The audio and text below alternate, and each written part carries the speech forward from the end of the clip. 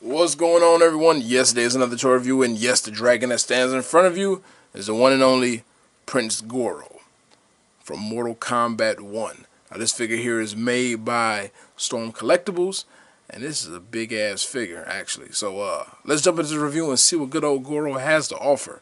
So, as always, let's look at a full 360 of good old Goro. Now, like I said before, Storm Collectibles is really knocking it out of the park when it comes down to just bringing nostalgia back, giving you the feeling of seeing these characters come into real life in toy form, and they're just like nailing it, completely nailing the look and everything about the actual figure. Side detail. His back has definitely nice texturing going on with his back. You can see like wrinkles in there, the scars or whatever. See the different coloration there. Here's the other side. Alright. And as for height, you can see that this figure is actually much larger than a lot of other Storm figures. So, first and foremost, he towers pretty much everything around him. He's almost the size of a Play Arts Kai figure, if not the exact size of a Play Arts Kai figure in some cases. So, height-wise, I'm going to say he stands about maybe 10 and a half, close to 11 inches tall. Here's a SH Figure Arts figure. 0. Then you have Naked Body Figma, which you know they're already tiny. And if you want to compare him to another Mortal Kombat figure, here is Scorpion. So that should show you right there that Goro is definitely not a short figure at all. And he scales well with the rest of the characters, so that's really dope. At least they didn't be lazy and make him like the same size or something ridiculous, so they actually put him to scale. Now, as for accessories, first accessory, Goro's going to get an energy blast. Well, you know how I used to throw them fireballs back in the day. You're going to get that. It looks great, but here's the downside of having this item. You cannot place it anywhere to make it look like it's actually flying out of his fist. I think it would have been nice if they had like the fist actually went inside the fire. They kind of made it like it's extending the shot. That would have been great, or some type of smarter way of doing it. They give you this stand. And inside here is like a transparent stand. It's almost like a Figma stand. And it comes with 2 gripping arms. Or, matter of fact, let me say before I say that. It comes with 1 gripping arm, actually. And with that 1 gripping arm, it's designed to hold one of the fireball hands. Like I said, you get 2 of them. But honestly, I think that was kind of a bad choice on how to actually have it hover. But it is what it is. It is a nice figure. I mean, a nice accessory. But I just wish it was done a little bit better. Now, as for his head, he's going to get 2 heads, the head that you see now and a more snarling face head, with also a different set of hair. His hair is shaped more like an S on this one, where it's straight down on that side. So you're going to get that. And you can switch the hair around because it's just pegged into the scalp, so you can make that head has the opposite hair, so forth and so forth. You're going to get a set of 10 hands. I'm sorry, not a set. You're going to get 10 hands, and there's going to be 5 for each side. So, the only downside to this is that 2 of the hands are practically identical, which I think it would have been nice to actually have kind of like a rip limb effect versus just giving you the same hands over and over again. So, that was one thing I really wasn't digging. Alright, so you're going to get ball fist. You're going to get this kind of like this gripping hand. Let's see if I can focus on there for you. So you get this gripping hand going, which clearly has a more tighter grip, so you can hold like Scorpion or whoever, lift them off the ground.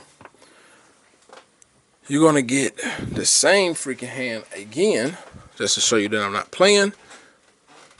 Same side, same hand.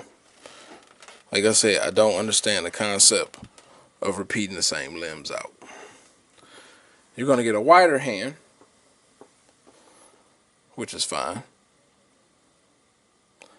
So with that one set of extra hands that just didn't have a reason, I kind of wish they gave us something different. So between the fireball, the extra hand, so far that's my only gripes. And I got one more gripe, which is kind of a major gripe, which I'm about to get into right now. So as for articulation of dealing with Goro, Goro can obviously spin his head left and right. He also have the removable hairpiece. You can make him more so tilt forward with his head.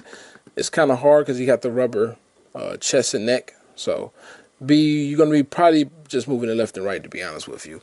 He does have the butterfly joints, so his arms can move forward. It can move a little bit backwards, and it can move obviously up, which is really nicely done.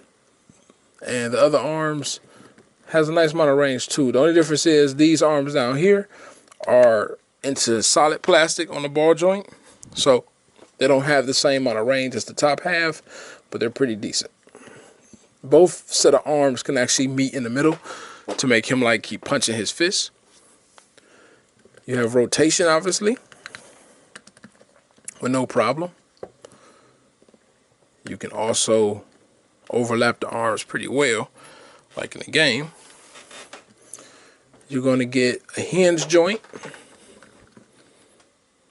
swivel in the bicep, standard bend. Even though it's a double jointed elbow, just because how big his muscles is, it kind of blocks that. His bracelet is free roaming. His wrist is on the ball joint, also on the hinge. So you get a nice amount of range with the fist. The fist, or the hands in general, is like a softer plastic, almost like the same material as his chest, just a little bit more firm. So the cool part is making his hand go around enemies is pretty easy actually. Now as for his upper half of his torso, you can rotate, you can lean back quite a bit, which is nice. You can lean forward quite a bit, which is also nice. So you can get him looking down at the enemy, because he will need to do that just because how tall he is. You do get a little bit of gap going on back here, but no biggie. You're going to get a nice bend in the waist. So if you add everything together, nice little bend forward, going back. It's going to leave his weave out, so I won't keep falling. Get about that far back, which is actually really nice. Tilt, which is also nice. Going down to the legs, real strong joints. Nice far kick out. You get about that much of a bend due to how big the muscles is in the leg. He can go out about full side kick actually, which is nice. So you got that. And he does have a swivel in the thigh, which is fairly actually good. So that's nice. All right. His draws free roam around, so getting it set the way you want while posing it might be slightly an issue, not much though. Going down to the actual foot itself, this is one thing I kind of wish they did. I wish they put a cut right here in the shin just to give him a little bit more flexibility, due to the fact that this is the double-edged blade. I can kind of understand why they didn't make this the same way how they made the ninja joints, where there's a dumbbell going into the foot. They actually made it where it just seems like it's almost like Play Arts Kai, where he got the peg going into the foot instead. The downside to that is because he can't go forward on his foot due to the wraps. He can go back a little bit, like practically zero. He can swivel his foot out like so, but when I say not by much, it's pretty horrible. His toe has a really nice joint on it, but the downside is trying to get him to do wide stances is practically impossible.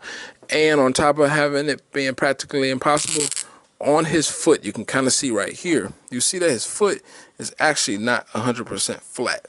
And due to the way his ankle is not having center mass on the foot. So the problem is when you stand Goro up, you can't stand them up normal. You gotta put some weight forward on his toes, which obviously will loosen the toe joint, but you gotta put weight on his toes just to get him to stand up. Which, that's one thing I definitely feel like fell short, and that was definitely kind of an important piece to kind of keep this figure balanced well. But overall, like I said, Storm Collectibles still did a good job. It's just the minor things. It's not groundbreaking bad. So obviously, if you're a Goro fan or just been a Mortal Kombat fan, it's definitely worth a pickup. I was posing them yesterday and had a blast with doing it. So I would say if you got the money and you thought about getting them, pick them up. It's a really, really nice figure. Really nice figure. So that is my review of good old Goro. Hope they helped out. And please continue to collect. And flawless victory.